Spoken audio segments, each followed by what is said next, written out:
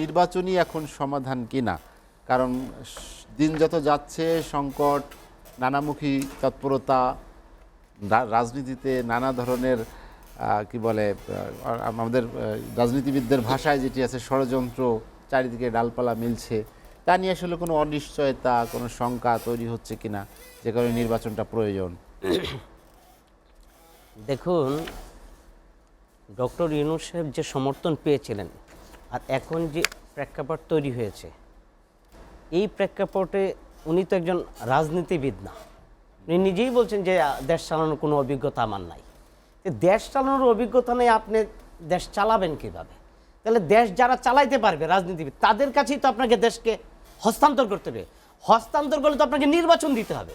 এখনই যে কন্ডিশন, তো যত দ্রুত নির্বাচন, যে যত দ্রুত আপনার দেশকে হস্তান্তর করে রাজনীতিবিদদের হাতে দিবেন, ততই তো মানুষ উদ্ধার পায়।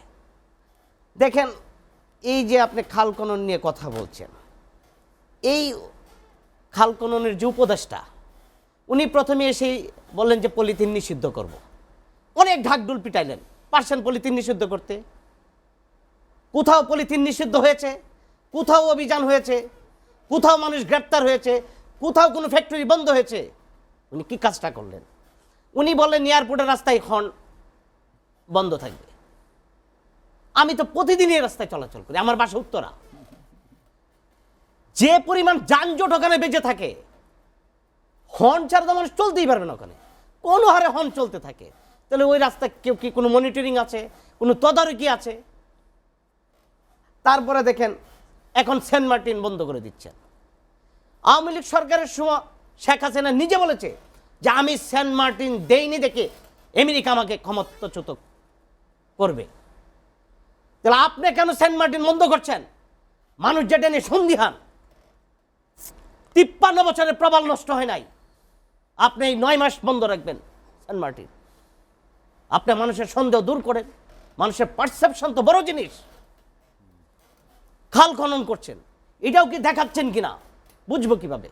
এরকম অনেক প্রকল্প তো আওয়ামী লীগও নিয়েছিল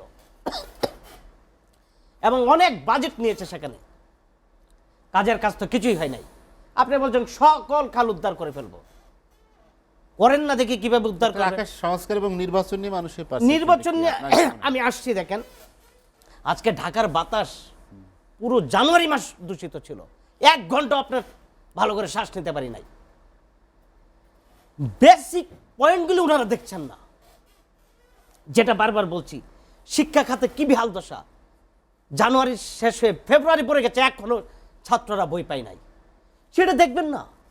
স্বাস্থ্য খাতে বেহাল দশা, এটা দেখবেন না। আপনার মশা নিধনই হচ্ছে না। যে ওষুধ ছিটায়, আমি উত্তরা দাঁড়িয়েছিলাম, ওষুধের গন্ধে আপনি টিকতে পারবেন না, কিন্তু মশা একটাও মরে নাই। তাহলে আজকে দেখেন, জীবনের নিরাপত্তা এই সরকার দিতে পারছে না। রাস্তায় রাত 10টা বাজলে চুরি, ছিনতাই, বাসাবাড়িতে নিরাপত্তা নেই, ডাকাতি হচ্ছে। আমি বলছি, মানুষ যে পরিমাণ বেকার হচ্ছে, মানুষ এখন অটো রিক্সা চালাচ্ছে, কি পরিমাণ অটো রিক্সা বেড়েছে।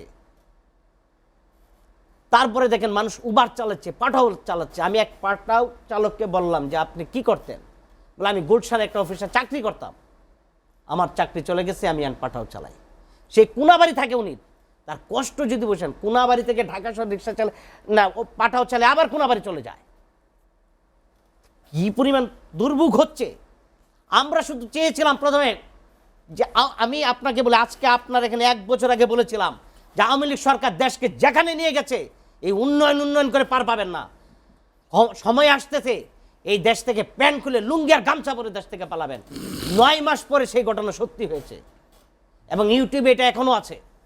আপনার এই সরকার তো একটা ছোট সরকার, সমিতি সরকার। রাজনীতিবিদরা ম্যান্ডেট দিয়েছে দেখে এখন আপনি টিকে আছেন। কালকে রাজনীতিবিদরা ম্যান্ডেট তুলে নিবে, আপনি পালানোর সুযোগ পাবেন না, নির্বাচন তো দিবেন না। এখন আপনি ছাত্রদেরকে যেভাবে সামনে নিয়ে আসছেন, ছাত্রদেরকে যে লোভ দেখাচ্ছেন, ছাত্ররা এখন দল গঠন করবে। ছাত্ররা দল গঠন করতেই পারে। আপনার বলছেন যে 21 বছর ইলেকশন করতে পারবে, সুযোগ দিতে চাচ্ছেন। 21 বছর একটা ছেলে ইন্টারমিডিয়েট পাস করে, একটা ছেলে ইন্টারমিডিয়েট পাস করে এমপি হবে? তারপরে সে দেশের আইন তৈরি করবে? আজকে ছাত্ররাদের ভয়াবহ পরিণতির দিকে যাচ্ছে, অনেক ছাত্র, সব না।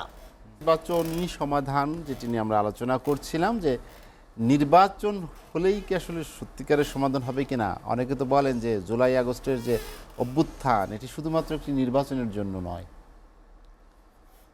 আমরাও মনে করি যে ৫৩ বছর বাংলাদেশের শাসন ব্যবস্থা যেভাবে চলেছে তার পরিবর্তন হতে হবে।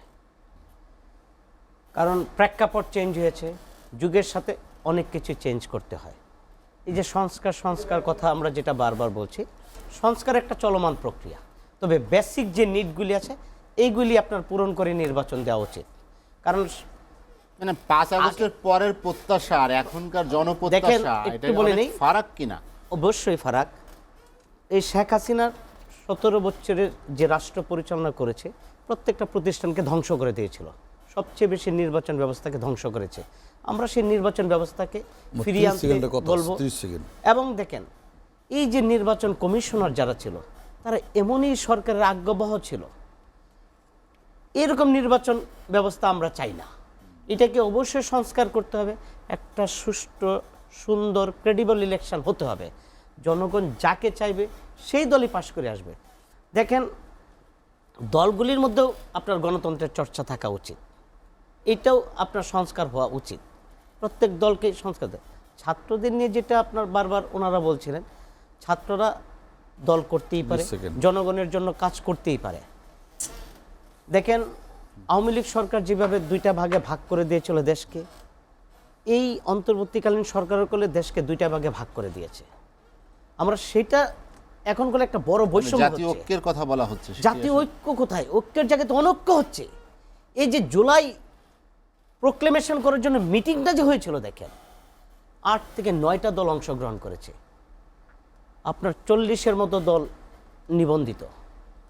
৮ থেকে ৯টা দল যদি আপনার ঐক্য হয়ে যায়, বাকি দল যদি ঐক্যের বাইরে থাকে, এটি কি ঐক্য হলো? সরকার তো ডেকেছিল এবং ঘোষণা দিয়েছিল সেদিনই একটা ঐক্য হয়ে যাবে এবং প্রোক্লেমেশন, ডিক্লারেশন করে দিবে। পারছে? কারণ সরকার ঐক্যের জায়গায় অনেকটা সৃষ্টি করেছে। আরেকটা জিনিস দেখেন, যেটা এই সংস্কার আমরা বলছি, এত সংস্কার তো দরকার নেই। বাংলাদেশের নাম পরিবর্তন করতে চাচ্ছেন। গণপ্রজাতন্ত্রী বাংলাদেশ সরকার প্রজাতন্ত্র বললেন, জনগণতন্ত্রী বাংলাদেশ নাগরিকতন্ত্র। ইংলিশ ঠিকই আছে, বাংলা নাম কেন চেঞ্জ করতে হবে? এমনি তো দেশের অর্থনীতির অবস্থা অনেক খারাপ, এই নাম চেঞ্জ করবেন, টাকা পাবেন। তারপরে দেখেন দেশের মূলনীতি, 4টা মূলনীতি অলরেডি আছে বলে, জাতীয়তাবাদ, সমাজতন্ত্র, গণতন্ত্র, ধর্মনিরপেক্ষতা। এই 4টাকে বাদ দিয়ে একটা রাখলেন গণতন্ত্র, আর 4টা যোগ করলেন। পার্থক্যগুলি কোথায়? অর্থগুলি সাম্য, মানবিক মর্যাদা, সামাজিক সুবিচার,